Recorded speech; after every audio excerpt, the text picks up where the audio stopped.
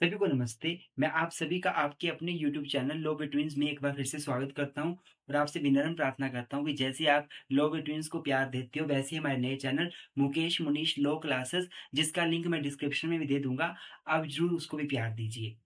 तो आइए स्टूडेंट्स, आज का लेक्चर शुरू करते हैं। आज ये भारतीय साक्षर नियम की लेक्चर सीरीज का ये 15th लेक्चर है और आज हम सेक्शन 12 के बारे में पढ़ेंगे।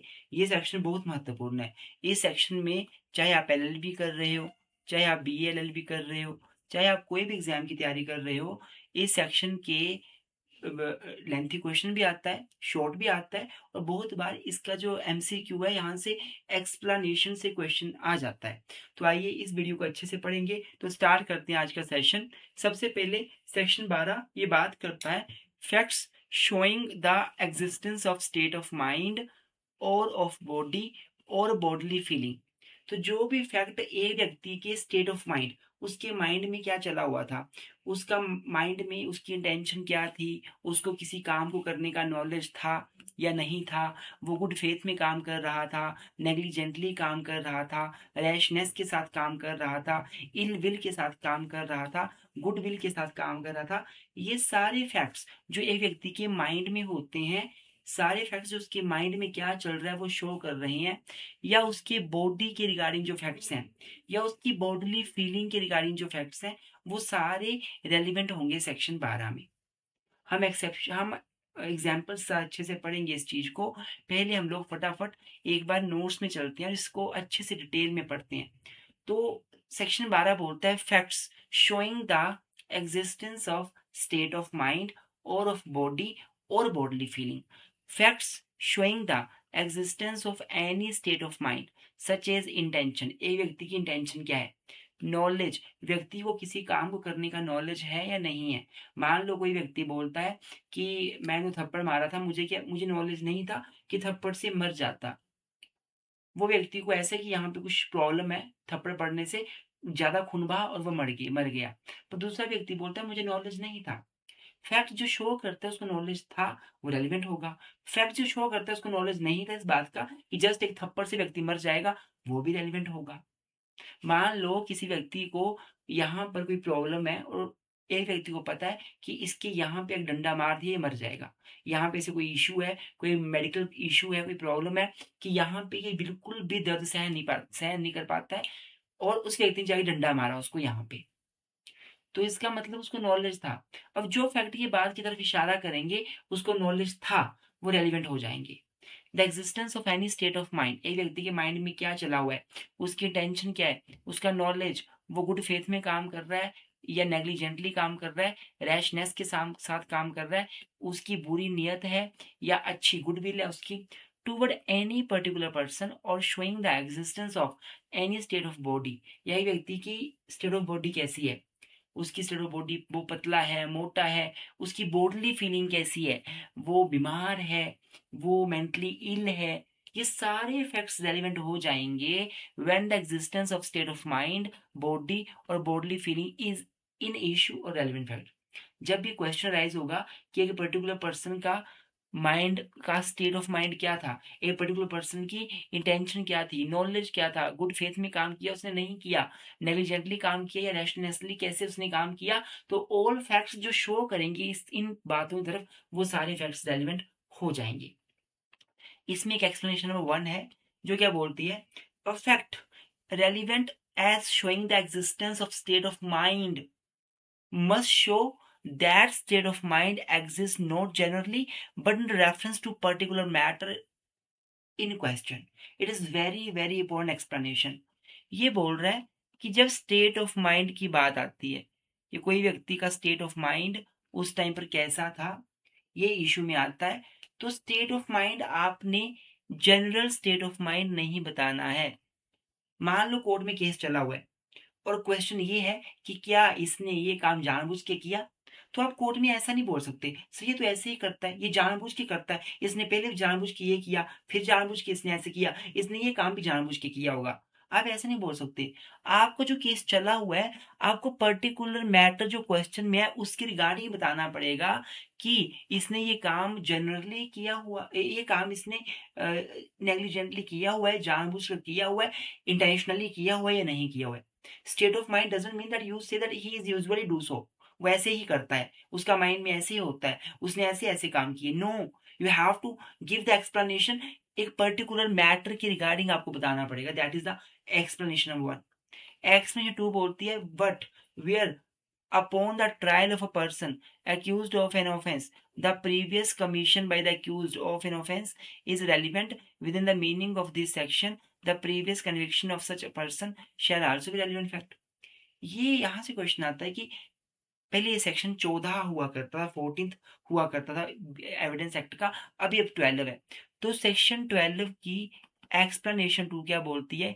ये बोलती है कि प्रीवियस कन्विक्शन रेलिवेंट होगी। ये बात करती है पहले कभी बंदे को जेल हुई है, कन्विक्शन हुई है, तो वो रेलिवेंट मानी जाएगी। ये बोल रहा है कि जब ट्रायल में एक पर्सन का जो प्रीवियस कमीशन ऑफ ऑफेंस था, जो उसने पहले ऑफेंस किया था, अगर वो रेलिवेंट होगा, जो उसने पहले कभी ऑफेंस किया था वो रेलिवेंट होगा, तो जो उसे पहले कभी कन्विक्शन हुई है वो भी रेलिवेंट होगी। अब एक व्यक्ति ने पहले क्राइम किया था, वो रेलेवेंट तब होता है उसके कैरेक्टर को प्रूव करने के लिए, उसका कैरेक्टर अच्छा है, बुरा है। इन इसके बारे में हम आगे पढ़ेंगे। सेक्शन 46 से लेकर सेक्शन 50 तक कैरेक्टर के फैक्ट से जो बताते हैं कैरेक्टर कब कब रेलिवेंट होता है, सिविल केस में, कब क्रिमिनल केस में, और कब रेलिवेंट नहीं होता। तो आप ये सीरीज को पूरा लास्ट तक देखिए। इससे पहले जो ऑलरेडी हो चुकी हैं लेक्चर्स, उनकी मैं लिंक डिस्क्रिप्शन में दूंगा, उन लेक्चर्स को पक्का देखना। ये लेक्चर्स आपके लिए रामबाण है, मैं फिर से बोल रहा हूँ। ये जुडिशरी के लेवल के लेक्चर्स हैं, इनको देके नोट्स बनाइए अपने। अगर नोट्स नहीं बना सकते हैं तो ये जो नोट्स मैंने बनाए हुए हैं ये बाय कीजिए।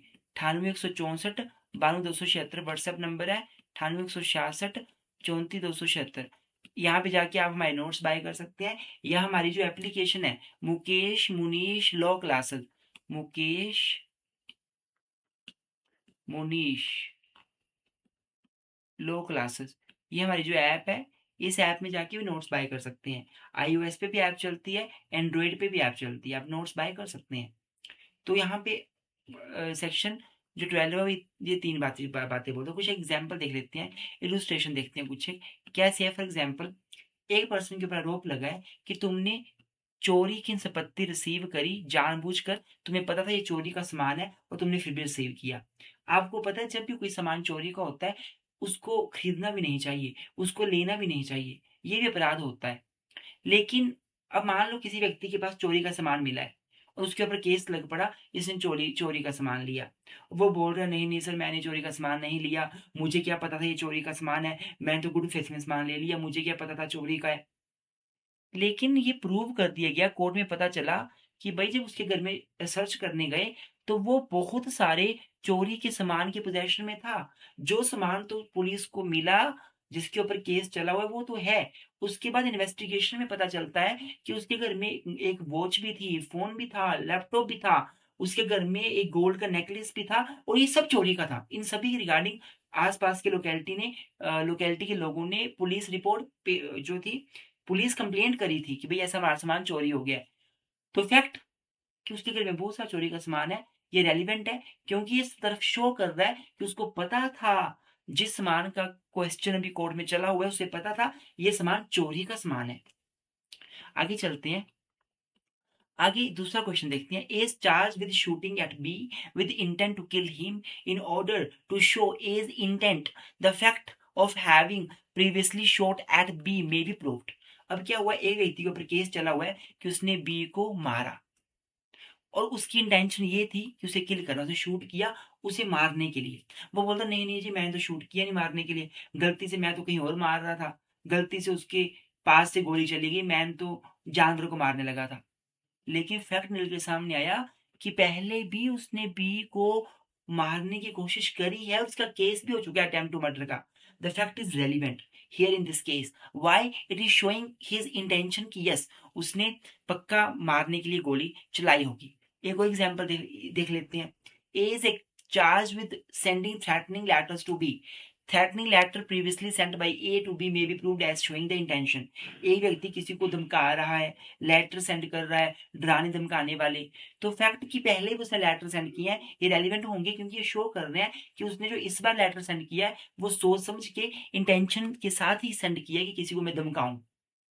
अब ये तो हो गए सारे इंटेंशन को लेके। अब एक मैं आपको छोटा सा एग्जाम्पल बताता हूँ, जो यहाँ पे नहीं लिखा हुआ, मैं बता देता हूँ आपको एग्जाम्पल एक अलग से। अब मैं आपको बॉडली फीलिंग या स्टेट ऑफ बॉडी का एग्जाम्पल बता देता हूँ। यहाँ पे तो वैसे पूरी बातें हमने डिस्कस कर ली है, सारी बातें नोट्स में, इलस्ट्रेशन डिस्कस कर ली हमने। अब यहाँ देखो मैं जो बात बताना चाहता हूँ आपको, स्टेट ऑफ बॉडली फीलिंग। मान लीजिए कोर्ट में केस चला हुआ है कि एक व्यक्ति जो है उसने एक वसीयत क्वेश्चन में कि वसीयत जो है वो मिस्टर ए की है, मिस्टर ए की वसीयत है। क्वेश्चन इज दैट दिस वसीयत is of mister A. Mister A बोलता है मेरी ये वसीयत नहीं है, मुझे नहीं पता ये वसीयत। सपोज मिस्टर ए या गिफ्ट मान लेते हैं कि क्या मिस्टर ए ने किसी को गिफ्ट किया प्रॉपर्टी, मिस्टर ए ने किसी को गिफ्ट की। मिस्टर ए बोलता है मैंने गिफ्ट नहीं किया, मुझे बिल्कुल पता नहीं था इस बातों का, मेरे दिमाग बिल्कुल पिछले 4 मंथ से मैं बिल्कुल डिप्रेस्ड हूँ, मैं बिल्कुल डिप्रेशन में हूँ, मुझे नहीं पता मैं क्या कर रहा हूँ, मुझे नहीं पता मैं कब साइन कर रहा हूँ, तो मुझे नहीं पता कि कब जाके इस व्यक्ति ने मुझसे साइन करवा लिए और गिफ्ट ले लिया, मेरा ये पर्टिकुलर प्लॉट जो था वो मुझसे ले लिया, मुझे नहीं है पता। फैक्ट निकल के सामने आई कि सच में 4 महीने से वो डॉक्टर की दवाई खा रहा है, सच में 4 महीने से उसको पता नहीं चलता वो क्या कर रहा है क्या नहीं कर रहा है। बहुत बार ऐसा हुआ कि रात का टाइम होता था और रात को वो ऑफिस में खोल के बैठ जाता था, बहुत बार ऐसा होता दिन का टाइम होता था तो दिन में वो बोलता रात होगी अब सो जाते हैं, ऐसी ऐसी बातें वो बोलता बहकाने वाली। ये सारे फैक्ट्स रेलिवेंट है क्योंकि ये शो कर रहे हैं उसकी स्टेट ऑफ माइंड के बारे में, ये शो कर रहे हैं उसके बॉडली फीलिंग के बारे में कि वो बीमार था या नहीं था। ये सारे फैक्ट्स रेलिवेंट होंगे, तो गिफ्ट उसने ब्लंडरली नहीं दिया, ये चीज प्रूव करने के लिए ये फैक्ट रेलिवेंट हो जाएंगे।